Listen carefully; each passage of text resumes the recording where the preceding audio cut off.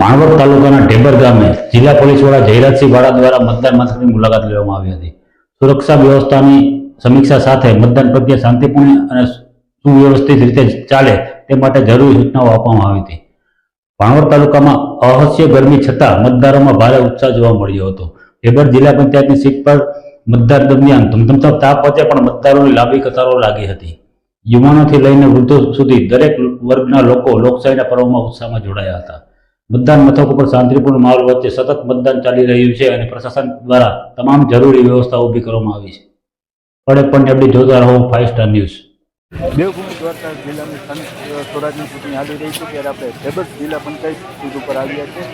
ઢેબર ગામમાં સવારથી મતદારોમાં ઉત્સાહ જોવા મળી રહ્યો છે. અસહ્ય ગરમી હોવા છતાં પણ મતદારોમાં ઉત્સાહ જોવા મળી રહ્યો છે. તમે જોઈ શકો છો કે આ લાઈન જોવા મળી રહી છે. કેમેરામેન સુમિત દત્તાની સાથે નીરજ જેઠવા 5 સ્ટાર ન્યૂઝ ભાણવડ.